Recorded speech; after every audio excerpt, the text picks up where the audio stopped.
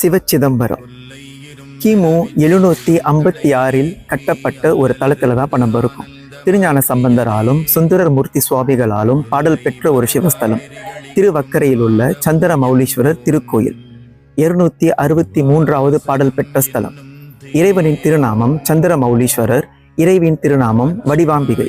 பொதுவா காளி கோவில்கள் ஊரின் எல்லையில் தான் அமைந்திருக்கும். ஆனால் இங்கு ராஜகோபுரத்தின் நுழைவு வாயிலின் அருகிலேயே அமைந்துள்ளது.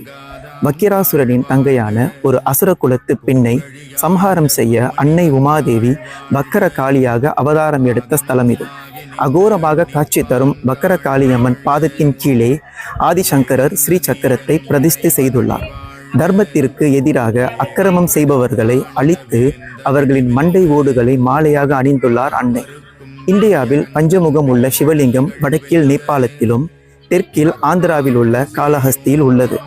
மும்முகம் பதிக்கப்பட்ட சிவலிங்கமாக காட்சி அளிப்பது இந்த திருவக்கரையில் மட்டுமே.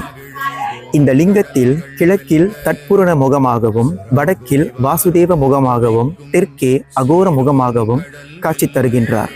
அதை தவிர்த்து சிவபெருமானின் 3 நிலையையும், அதாவது அருவம், அருவுருவம், உருவத்தை இந்த மும்முகங்களும் குறிக்குது.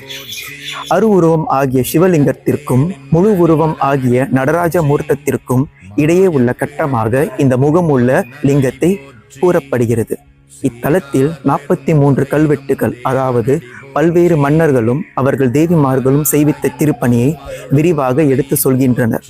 குண்டலினி மாமுனிவர் சித்தர் ஜீவ சமாதி அடைந்த திருத்தலம் இது. இவர் சமாதியில் ஒரு தனி லிங்கத்தை பிரதிஷ்டை செய்து ஒரு தனி கோயிலாக விளங்குகின்றது. பொதுவா எல்லா கோவில்களில் கோபுர வாசலில் இருந்து சுவாமியை வழிபாடு செய்யலாம். ஆனால் இங்கு ராஜகோபுரம், நந்தி, கொடிக்கம்பம் அனைத்தும் நேர்கோட்டை விட்டு விலகி வக்கிரமாக இருக்கும். இங்கு உள்ள அனைத்தும் வக்கிரமாக இருப்பதால் இத்தலத்தை திருவக்கரை என்று அழைக்கப்படுவதை அறிய முடிகிறது. சிவா திருச்சிற்றம்பலம்.